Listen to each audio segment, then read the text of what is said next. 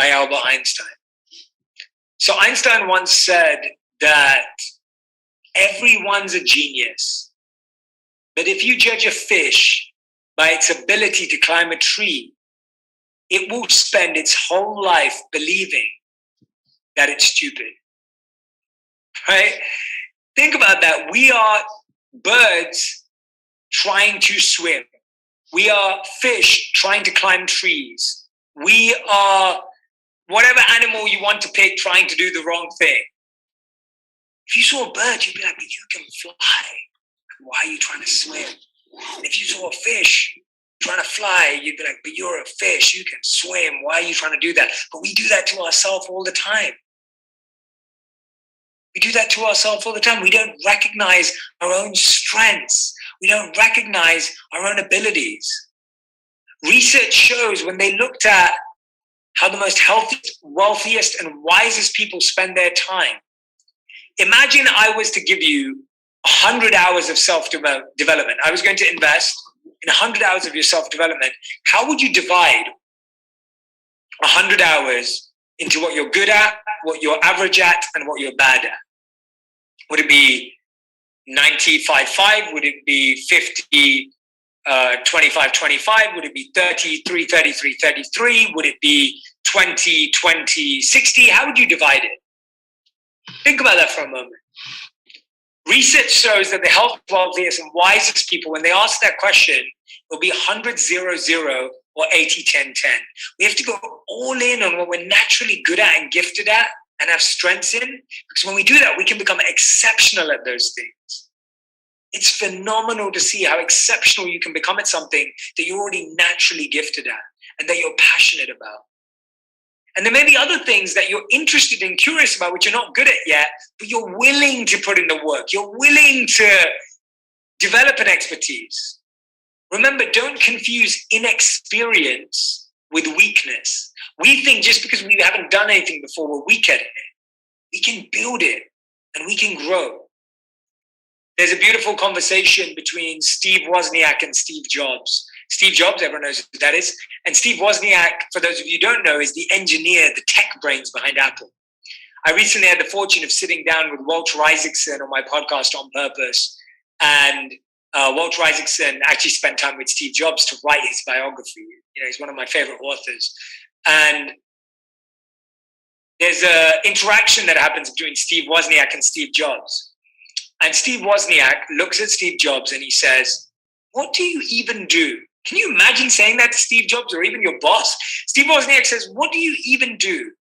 You're not a marketer. You're not an engineer. You're not a tech person. What do you even do?" And Steve Jobs, in Steve Jobs' fashion, replies, "Musicians play their instruments. I play the orchestra." Now, the reason why I'm sharing that story is because Steve Jobs wasn't the best marketer or engineer or artist or whatever it was, but he knew that his skill set was bringing the team together to create, you know, one of the most innovative products of our time. Knowing your strength, knowing your abilities and your skills allows you to have a much greater impact, and then surrounding yourself with people that have the complementary skills and abilities in your life. In the beginning, you may have to do it all, but the more and more you can in your career, in your industry, that you can go all in and really analyzing what are your skills? What are your strengths? Because you have them.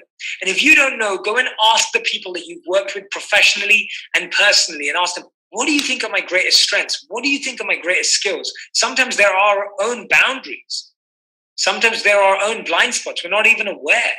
And we miss out on our own potential. No one wants to work with you on what you're average at. People want to work with you on what you're impactful at. That's the difference. Try and uncover what that is. What makes that difference? What makes that impact in your life? And inside of that, I wanted to share this idea with you. It comes from a book called Flow, one of my favorite books that I've read. And it talks about this flow state. And this flow state is what we see musicians achieve when they're just singing and it feels like they're channeling, or you see you see a musician, or you see an athlete that is just in the zone. It's about being in the zone. It's about feeling like you've lost all sense of where you are and who you're with. You're just so fixated on your goal and what you're working on. And we all want to experience that in our careers and our lives. It's said that we all experience flow state when our challenge meets our skills. So when our skills and our challenges meet, that's where we feel flow state. When our challenge is above our skills, we feel frustrated, we feel disappointed, we feel annoyed. When our skills are above our challenge, we feel bored. We feel like we're wasting time, we feel lazy. So ask yourself, reflect right now. Do you need to scale your challenge, or do you need to scale your skills? To experience flow state, there's some lack of alignment there. There's some part of that that's not fitting right, that's not matching, that there isn't synergy on. Is it that your skills are too high and your challenge is too low? Or is it that your challenge is too high and your skills are too low? Most people are missing a skills gap. It's not that we don't have the potential. It's not that we don't have the skills. It's not that we don't have the ability inherently within us. It's because we've stopped investing in our own growth. We've stopped investing in our own power. I invest in coaching all the time. I really believe in coaching, whether it's physical, mental, emotional. I'm surrounded by coaches and mentors in my life, so that I'm always improving, that I'm always better. Some of those coaches may be in books. They may not even be people that I've ever known. I really believe you can be mentored by people you've never met. You can truly be transformed by people just by studying their story. You don't have to know them personally. You don't have to be able to call them on the phone. You truly, truly can. So I encourage you with that second reflection to reflect on, what are your strengths? Where do you need to put the spotlight? And then what are the weaknesses that you have that you can build up and strengthen in order to meet your challenge? It may even be a skill that you have that you just haven't trained in a while, and it just needs developing. It just needs to be built up.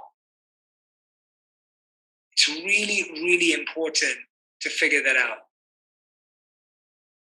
I remember I went to watch my good friend Russell Brand perform in London quite regularly in the past. And when I went to see him speak once, he said, people don't realize how many times you have to practice that so that it appears spontaneous. I thought that was such an incredible way of putting it. That to really, for it to feel effortless and for it to come off and really be in flow state, it had to be so deeply practiced. I want to share with you now one last reflection. And this is around purpose. We talked about the habits needed for mental strength and resilience. We talked about the edits that are needed in our day to make us have a powerful vision of success and what we need to make our vision of success become clear. And the third is creating purpose in our life. We all need to feel a sense of purpose, don't we? But often, have you found this? That the pursuit of purpose paralyzes your potential. Sometimes this obsession with, I don't know what my purpose is, I don't know where I'm going to find it, I'm confused about my purpose, where do I start, what do I do now, kind of just stops us from actually living our purpose. The first way is to bring your passion into your work. Whatever you're passionate about outside of work, outside of your company, bring it in. Bring it into your work conversations. Bring it into your meetings. Bring it into your energy of your clients and customers, because I promise you, it will make you so much more powerful and unique. Because what we're all missing today is a human purpose, a human connection to someone as a human, not as a robot, not as a social media profile, but as a human. I want to share with you an amazing story of a study conducted by Amy Wisniewski and her team at the Yale School of Management. They set out to think about what they believed was the most difficult job in the world. A big task. I'm going to tell you right now, disclaimer, that job was not my job and it was not your job either. I promise you it was not the hardest job in the world. It was something harder. The job they decided to choose was hospital cleaners. They found through all their research that the most difficult job in the world was the job of a hospital cleaner. Why? Because they had to clean up rooms, they had to clean up canteens, they had to clean up after people ate, they had to clean up after people used the restrooms and the toilets, they had to clean up after people passed away. Now, an extremely difficult job. So whenever they went to interview these cleaners, they asked some of them, what do you do every day? They'd say, we clean, we do janitor style work, housekeeping style work, admin style work, we're cleaners. They describe themselves as low-skilled labor. They then asked some other cleaners what they did every day. Now, bear in mind, these cleaners did exactly the same work in the same hospitals. When they were asked to describe themselves in one word, they used the word healers. They did the same exact job in the same hospital. Some cleaners described themselves as cleaners. Some described themselves as healers. Why? Because the ones that described themselves as healers saw them as part of the healing journey of the patient and the patient's family. They saw themselves as carers, as supporters, as people who are integral into the healing journey of the patient and the patient's family. They saw themselves as part of that. And because of that, they came to work with a fresh perspective, with a deep sense of purpose. They did the same work and the same job. But as Amy Wisniewski and her team coined it, job crafting. People who were able to edit or craft their jobs meaning to what they were doing it for and why they were there, transformed what they felt. And as Wayne Dyer said, when we change the way we look at things, the things we look at change. Sometimes we need to look up from our devices. We need to look up from our laptops. We need to look beyond our PowerPoint presentations. We need to look beyond our Excel spreadsheets. We need to look beyond our screens and really ask ourselves, what is the purpose of our work? Is it helping you take care of your family and your children and give them a great education? Is it helping you provide for someone you love? Is it helping you take care of customers and clients and their families? What is really happening behind the scenes beyond that Excel spreadsheet, that little conflict, that deal that didn't work out? What is truly, truly, truly going on? That's what purpose is. Purpose is the deep reason for why you get up in the morning. And we all have it. We all have it, and we can all have it in the work we have if we simply reflect. If we simply give ourselves that opportunity to reflect. So today we started with Ray Dalio's amazing words of pain plus reflection equals progress. I gave you 3 reflections. 1 reflection for what you need to let go of and the habits to make space for. 1 reflection for what are your true strengths that you need to invest in, and what are the weaknesses either in your challenge or your skills to get to that flow state. And the 3rd reflection I asked you to do just now is to reflect on your reason for turning up and the true impact of your work. Not the amount of money, but what you do with it. To really think about the impact, the positive impact you have on your clients and the people around you. The things that your work provides for with your own family and the people that you love. Those 3 reflections are where all of the resilience is. Going to end with one last story that I want to share with you. And this story is a personal one. when I moved on from being a monk to coming back to the real world, this was around 8 years ago now. And I really didn't know what I was going to do. I was extremely lost and confused because I'd been a monk for 3 years. And surprise, surprise, I was rejected by 40 companies because they didn't want someone with monk on their resume. They were wondering, what's your transferable skills? Being quiet and sitting still? We definitely don't need anyone who can do that. And so I was going through a lot of rejection. I was going through a lot of failure. I was going through a lot of setback. 40 companies rejected me without an interview, by the way. And it was at that time that all of my monk training came into practice. It was at my lowest point, at the point where I was experiencing the most amount of pain, that the same principles I've just shared with you today came to my rescue. It was amazing for me to see that being a monk was like being at school, and the last 8 years have been the exam. And I've just given you my cheat sheet and my code for the exam. What I've shared with you today are just not ideas and concepts. They are tried and tested tools and principles that I've employed over the last 8 years to find my place in the world, to find my purpose, to build resilience, to get through the tough times, and to develop the habits and practices so that I can try to serve you all today and serve through all the work I do. It's in these moments, the tough years, that you look back and have your best memories when you choose to move out of them, when you choose to build out of them, when you choose to lay the bricks, when you choose to pave the path at this time. Those are the moments that will count, I promise you. Now, I've shared a lot of ideas with you today, and a lot of different tools and insights and takeaways, a lot of strategies and steps. And I have just one recommendation for you. Don't try and do it all at the same time.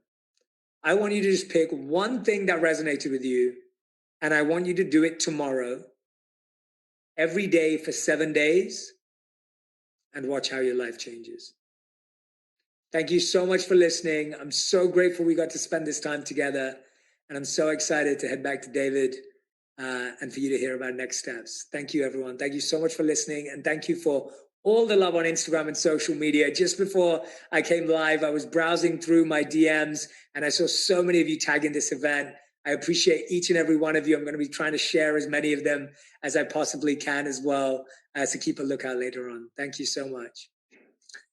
Wow, thank you, Jay. I mean, there's literally thousands and thousands of people all over the world cheering you on right now and applauding you. We just appreciate you.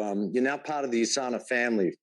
So that's pretty cool. It's just absolutely phenomenal. We will always remember that pain plus reflection equals progress. Thank you for these amazing life lessons. Actually go grab a drink of water and we'll see you back here in a few minutes. That's right, Jay Shetty will be back. He's sticking around to answer your questions. The live group chat with Jay Shetty is a VIP exclusive. So if you have not registered for VIP yet, now is a really great time. I mean, you have to do it and you have to upgrade right now. And so our VIPs will see you very, very soon. This has been a general access session. For more exclusive content, register for VIP access now. Thanks for watching.